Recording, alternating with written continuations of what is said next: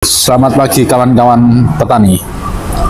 Semoga panennya lancar dan hasil melimpah. Saya ingin berbagi sedikit cerita tentang seorang bapak tua dari Rusia bernama Chayanov. Ceritanya, beliau ini penasaran sekali dengan cara bapak dan ibu bertani. Bukan cuma soal sisi teknisnya saja, tapi cara bapak dan ibu berpikir dan mengambil keputusan dalam mengelola ladang dan keluarga. Menurut Chayanov, cara bapak dan ibu mengelola usaha tani itu unik.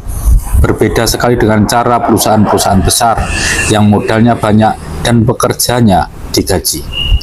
Beliau menyebutnya sebagai cara berpikir yang tidak kapitalis.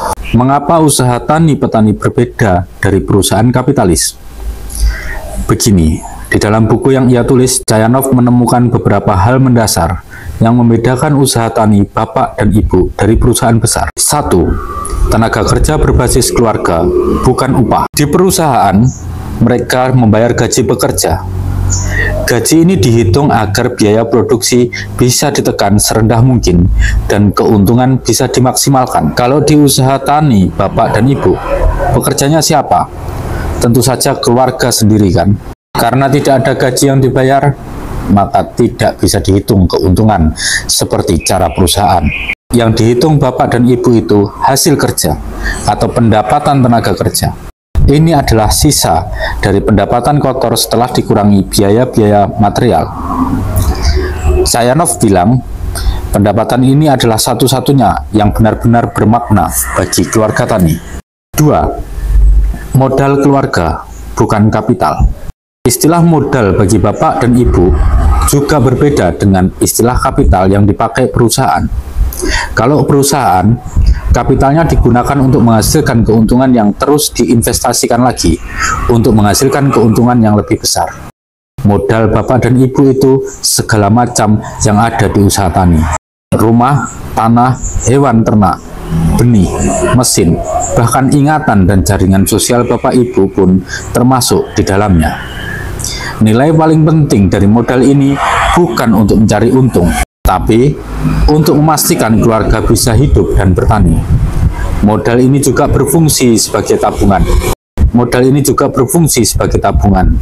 Penjamin saat gagal panen dan warisan untuk anak cucu.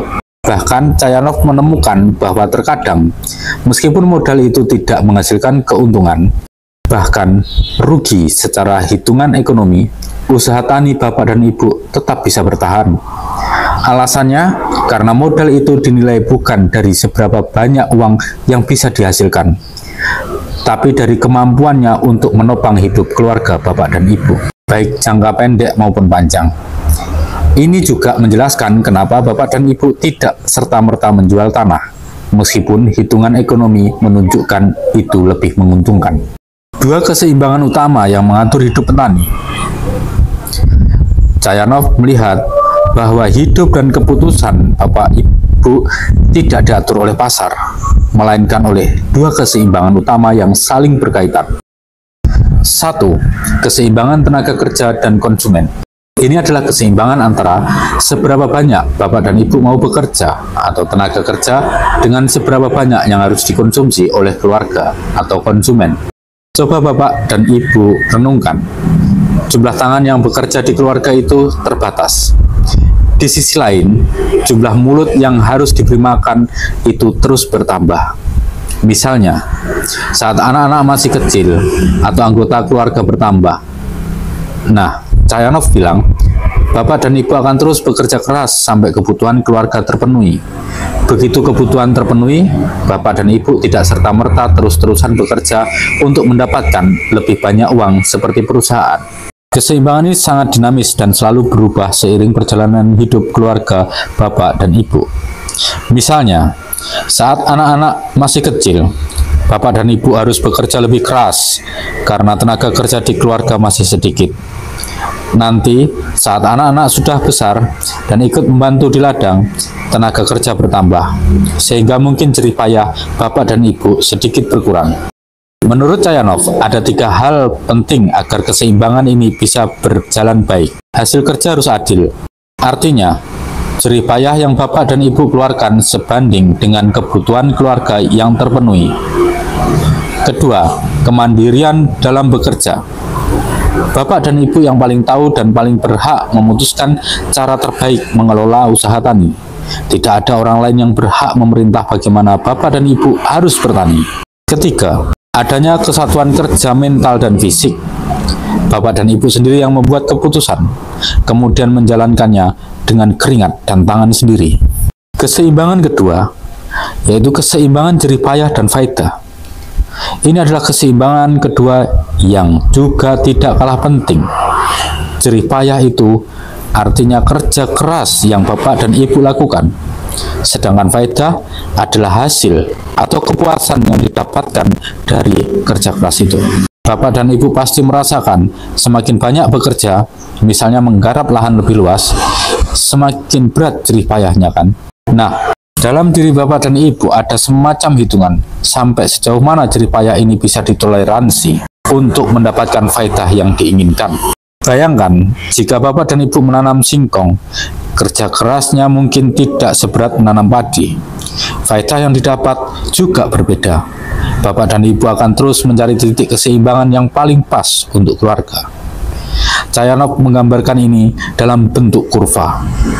Semakin banyak hasil yang diproduksi, semakin tinggi jerih payah yang harus dikeluarkan, dan faedah yang didapat dari setiap tambahan produksi itu akan semakin berkurang.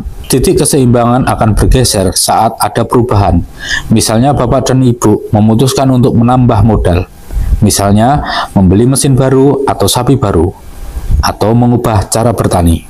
Jadi, cara Bapak dan Ibu berpikir dan mengambil keputusan itu tidak cuma soal untung rugi, tapi juga tentang menyeimbangkan antara seberapa keras harus bekerja dan seberapa besar kepuasan yang ingin dicapai dari hasil kerja itu.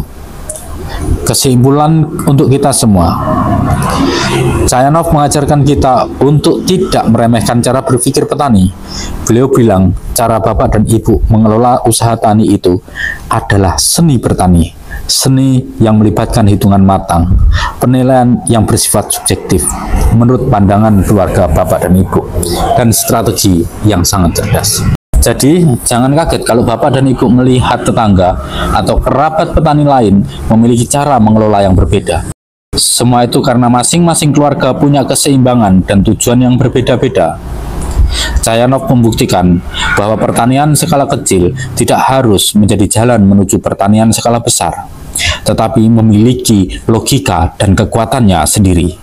Dan itulah kenapa petani seperti Bapak dan Ibu terus ada dan tangguh menghadapi berbagai tantangan.